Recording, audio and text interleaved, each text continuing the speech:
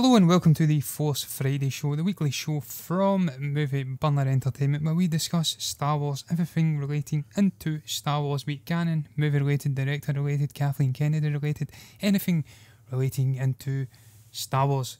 What have we got first this week, Stephen? I think it's a bit of a tragic story. Yeah, this is from Ahmed, who is best known for playing the role of Jar Jar Binks in the prequel trilogy, more prominently in the Phantom Menace, kind of filtered out after the Attack of the Clones and Revenge of the Sith. But Ahmed posted this, I think it was on his Twitter account, at Ahmed Best, where he's taking a picture, I think it's his son he's with, and he's kind of looking out onto some, I don't know what that is, it's kind of like a water, a bridge or something, I'm not really sure, but he says in his tweet that 20 years next year I faced a media backlash that still affects my career today. This was the place I almost ended my life. It's still hard to talk about. I survived, and now this little guy, I assume he's talking about his son there, is my gift for survival. Would this be a good story for my solo show? Let me know. I read this today, John. I was very saddened to read this about Ahmed Best. One of the positive things that came out from the prequel trilogy's DVD releases was the stacks load of extras you got in the bonus discs. We got to know the actors, that appeared in the prequel trilogy, and Ahmed Best was one of them. Was more prominent on the Phantom Menace discs, and he came across as a very nice chap, very enthusiastic, big Star Wars fan.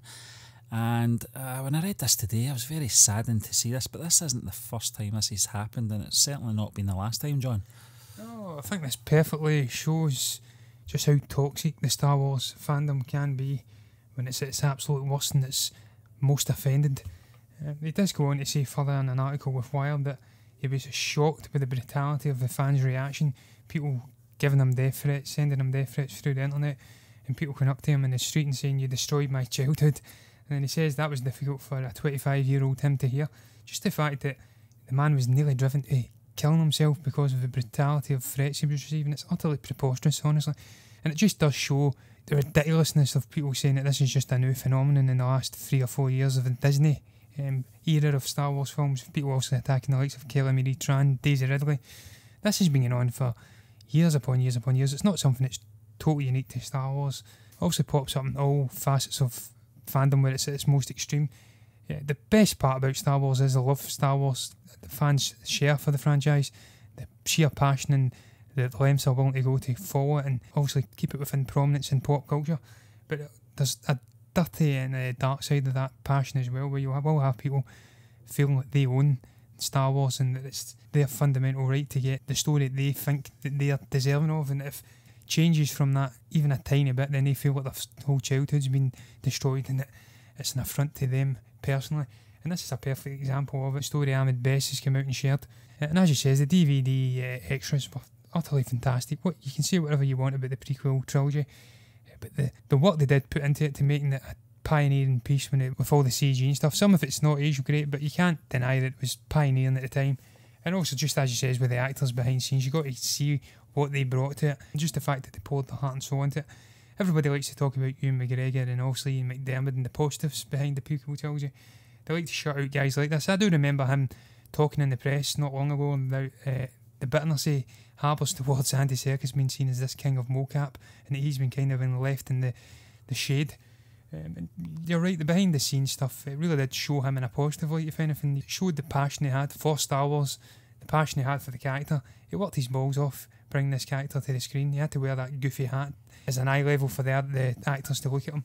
And I just thought it was incredibly harsh, the amount of abuse the guy got off of supposed fans, because he's a thoroughly decent guy. He's passionate about Star Wars, and much like today's nonsense, some people need to learn to let go of their childhood. It's gone, you're an adult now, and realise that some of these characters are developed and aimed at children. I'll let you back in before I go on and on and on, Stephen. I feel like I'm talking endlessly about this, but I think it's a disgrace. Yeah, just something that caught my eye there, John, on this article in regards to Michael Jackson. Wanted to, he was eager to play this role with the help of prosthetics. I'm glad they didn't go down that road.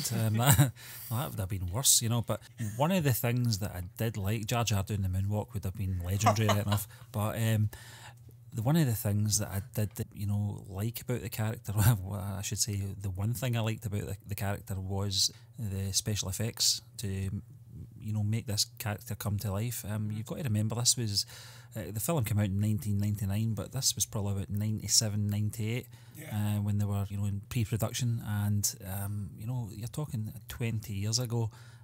Some of the CG does hold up well, especially for that character. Perhaps not on Naboo, during that whole battle sequence on the fields, which is just terrible now. But when you look at the character, when we first meet him in the kind of jungle area, when he comes across Obi-Wan and Qui-Gon, when you look at the shading and the shadows, when he's walking through, by the trees and all that, you would believe that character is there. So from that point of view, I think they did a great job there. Ahmed Best playing this character, that's not the problem. It's the direction of the character and the dialogue of the character, and I'm pretty sure that he was told to speak a certain way as well, which we'll get into in a moment about accents and stuff like that, which were a bit of a sore point for many Star Wars fans, especially in the Phantom Menace. There was a calls for racism at one point in a few of the characters as well, which I can totally get. Certainly Jar Jar Binks was one of them. I think it was possibly a kind of Caribbean accent he was portraying. I think the Gungans as a whole were all supposed to be playing that race, and this is nothing to do with the character Jar Jar Binks, which was just a terrible character. This is to do with an actor, a Star Wars fan, doing his best in a Star Wars movie. It's a shame. I mean, as I said, when I did read this earlier, it just saddened me. But she said, John, this isn't something new. It's more prominent now because of Twitter and Facebook. We didn't have this back in 1999. Hell, not a lot of us had the internet back in 1999 to, attack these actors. Certainly wouldn't do that back then anyway. But unfortunately, every franchise has got its basement dwellers. Star Wars is not. It's not free of these people. This isn't constructive criticism. This is pure venomous at its worst. When you make anyone feel actor or not, you're a despicable human being to me.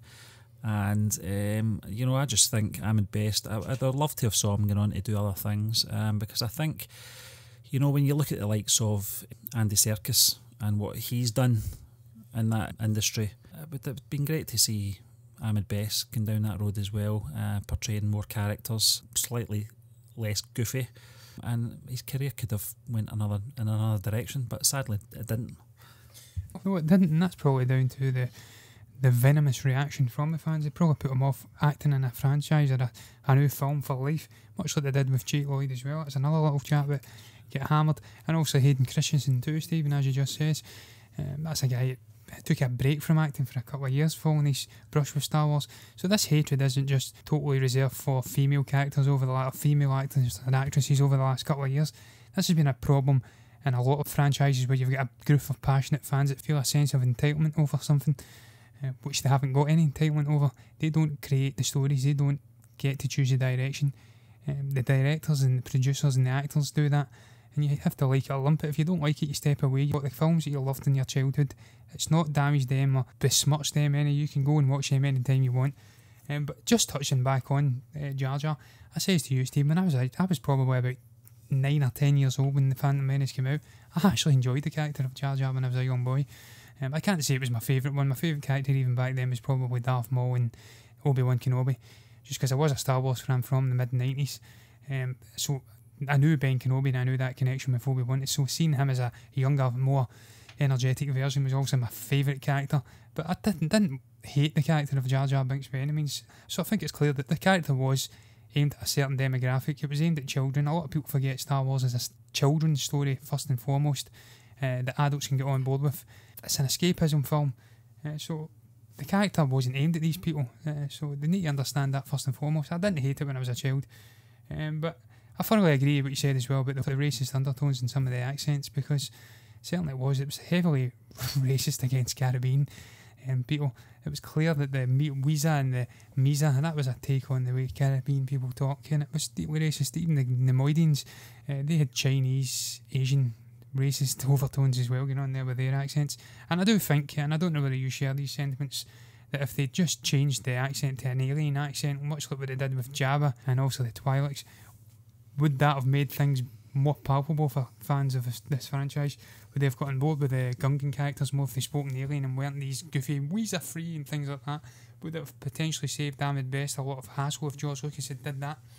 I think it might have, John. If you saw those non-cheese edits, I think they've been taken down from YouTube now. Surprise, surprise. But it certainly worked. I think that's what we were used to in the original trilogy. Any aliens spoke alien, whatever their language was, and we were catered with subtitles, and it worked in the day. So I don't know. I don't understand why it went down the road of all these alien characters speaking English with all these different regional dialects. Didn't make any sense. It was very offensive. I don't know. I don't know if they did go down the road of overdubbing Ahmed Best's character with perhaps alien talk or whatever. We'd never heard of Ahmed Best anyway, so who knows? But I think they should have done that. I enjoyed watching those non-cheese edits that were on YouTube a few years ago. Thought it was great reintroducing the alien language into Star Wars films with subtitles. It worked back then. It should have worked, in the 90s and early 2000s.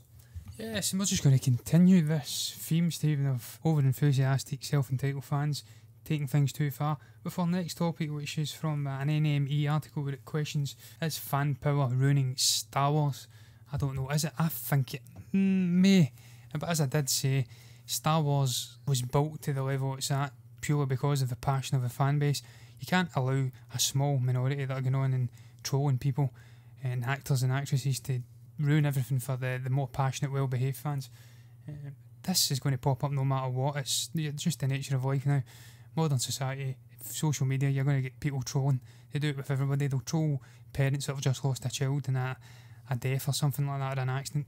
It's going to prop up in all facets of society, and it's just a shame that these idiots are destroying the reputation of good Star Wars fans like myself and you. Yeah, John, I mean, people have always had opinions. It's just that they've got a platform now to do it on, and it's no different. We were talking about the other day on the Movie Burner podcast about Ben Affleck's being announced as the Bruce Wayne Batman character for the DC EU. There was a bit of a backlash there. You go back 10 years to Heath Ledger as well. Go back even further, 20 odd years, 30 years even, to Michael Keaton being announced as Batman as well. It's always been there. It's just more prominent now when you're looking at films like The Last Jedi, films like Ghostbusters as well being remade. People are always taking offence to something. You're never going to get a perfect film. This is the thing. People got to understand that guys like Rian Johnson are not deliberately going out to try and upset people. This is an age-old thing with directors and filmmakers and writers. They write for themselves. They've got to write for themselves to a point, and understand that making movies these days is a business. They are probably given templates that they've got to use, especially in the Star Wars franchise, where you're dealing with a writing team as well, who will advise you can't do this, you may want to do that kind of thing. Understand that, but if you want to take all creativity away from movie directors and writers, and get a bunch of people on that have never made a film in their life, giving you suggestions, put this in, this will please us, it's going to be terrible. You've got to allow the directors to have creative freedom. And as I said, Rian Johnson and the likes are not going out to deliberately annoy people. They have a vision and they carry that vision through onto the medium that is film. Again, it does stem back to what I said previously, even in the other topic. It comes from the pure passion fans have for the franchise. They grew up with it. It's a big part of their lives. A lot of people maybe get bullied as a child or whatever, and they threw themselves into Star Wars and the character of, for instance, Luke Skywalker, even Han Solo, if it was a young girl, maybe even Princess Leia, and they took comfort from that and they took inspiration from those characters, maybe built their life in the shape of those characters. They were a big influence on them. So when they grow up and they take that passion forward with them into adulthood, and they see maybe this story destroying the legacy of their favourite character, a person that's such a big bearing on their life, then they are going to lash out. It's just a fact of life. They are. Whether it's unhealthy or not remains to be seen, but you can understand the passion. There's ways of doing it though, and the ways of doing it is certainly not going on and harassing or abusing or attacking people on social media. But as you said, this is an age-old problem. I did find it interesting in this article. It was a very good article, incident from NME, that it says that Warner Brothers were inundated with snail mail back in the day in the 1980s when Michael Keaton was cast as Batman. And then also it goes on to say, just tying into what we spoke about earlier, that in the late 90s, quick-time videos of Jar Jar Binks' head being shot off, like Marvin in Pulp Fiction, were doing the rounds in email inboxes. So it's, like I says, it's just a fact of life in modern day society. Back in the day, the hatred and the viciousness and the trolls would have all been there, but they just didn't have a platform to air their trolly behaviour. They'd have to send it via snail mail, and it didn't have quite the impact. If somebody didn't like what they read, they just tore it up and threw it in the bin, and nobody would have been any of the wiser. So it's a combination of self-entitled fans, for the most part, with trollish impulses attacking and lashing out, and just a combination of that and modern day society coming together to create the hate-filled cesspit that is social media. You can totally understand why the likes of Kelly Marie trying to abandoning this, because they just can't be bothered with the mistreatment and the abuse they're receiving. And just getting back to what he says about Rian Johnson not doing this to personally offend these people. He isn't. This is a Star Wars fan. The guy says he's a Star Wars fan. He was a Star Wars fan from a young age. He went to see the original film when it was out in its cinematic release. It's just that he had a creative vision that didn't mesh with some parts of fandom's ideas of what should have been happening in episode 8. They thought Snoke should have been Darth Plagueis, Rey should have been Luke Skywalker's daughter, and that Luke should have been firing about with lightsabers, and they're quite entitled to have that view. I share some of the views. I would have liked to have seen Luke Skywalker handled a whole lot better. I would have liked Rey to have been a Skywalker or even a Kenobi, and I would have preferred not seeing Snoke dying, but hey, that's life, it's happened. You live with it, you're an adult. You don't go onto Twitter and start abusing people because you don't agree with the views or the ideas that Rian Johnson put to screen. He's a Star Wars fan like everybody else, and there's a sizable proportion of the fandom like what Rian Johnson did with the franchise. So listen, that's life, that's movies, it's all subjective, and there's ways to air your grievances, and this is certainly not the way to do it. But as we did say, this isn't something that's just directed at female actresses and over the last 3 or 4 years. This is something that's been going on for 30, 40 years. It's just these idiots have got a platform to air these grievances, and it's more widespread and mainstream these days. And just moving on to our final topic, John. This is something that was picked up on Screen Rant in regards to filming locations for episode 9. It looks like we're going to be returning to the original Yavin 4 film location. This was reported earlier today, and it looks like they're going to be shooting some scenes for episode 9 at Cardington Airship Sheds, which was the location used in A New Hope and Rogue One. Later this month, director J.J. Abrams will begin production on the sequel trilogy finale, bringing an end to the story he started with 2015's The Force Awakens. How do you feel about this, John, that we're going back to familiar settings here? Yeah, I've got no issues with it at all, Stephen. I love the tradition of these films all being filmed in the likes of Pinewood, and as you says, perhaps returning to Cardington Airship Sheds. It was used for A New Hope, it was used for Rogue One, and I do recall it being used in The Force Awakens. Also, I think that was where the Resistance base took place. I may be tripping there, but I'm pretty sure that was where Poe had his little reunion with Finn, and where obviously Rey flew off to meet Luke Skywalker from at the end of The Force Awakens. I'm not against this at all. I love, as I says, that these franchises continue to get back to use these classic studios and locations. Elstree Studios and Pinewood have obviously been a big part of these franchises, and just going back and utilising them. It's great for the local economy, and it's also great that we're going back to these old locations for nostalgia. It does say that there is a potential that we could be going back to actual Yavin 4, but not to jump ahead of the game, because there is several films over the last few years utilised this set location, most notably Inception, The Dark Knight, Fantastic Beasts and Where to Find Them. So not jump to conclusions, they could just be using a location for a completely different locale. But as I says, this is classic J.J. Abrams. He knows how to utilise nostalgia, old filming locations, to bring that Star Wars feeling to the screen, and I fully expect him to make a complete success of the episode 9 and maybe redeem some of the failings of Rian Johnson, if indeed you're of the mindset that Rian Johnson failed at all. Yeah, John, this is going to be the start of it now for the next year or so. You know, as it mentions in that article, J.J. Abrams is going to begin production this month. He's got the story template down on paper now, and it's little stories like this that's going to keep us occupied for the next 12 to 15 months now, until the release of episode 9. You know, when you think back to, you know, places like Cardington Studios, Elstree, Longcross, Pinewood, Shepperton, which we were just talking about the other week there, they're all connected in a way to Star Wars in some form or another. And you're right, I mean, it could just be that, you know, that they're using this location again, but it's not actually, there's nothing confirmed that it's going to be Yavin 4 that's going to appear in the film. I certainly would like to see that. I'd like to see you know, some kind of tie back to you know, episode 4. Perhaps, I don't know if she's still kicking about, but we might see Mon Mothma. I don't know if she survived, but certainly bringing in the actress that played her in episode 3 and in Rogue One would be a great move. But there's so much to talk about, you know, in the lead up to episode 9. I know a lot of people are a little bit disheartened and disinterested and not really looking forward to it. Don't have the same anticipation they did for The Last Jedi before it came out as they will for this one. But I think as time goes on and news items like this start to come out, it's going to generate that interest again. You know, how are they going to handle General Leia, you know, the character?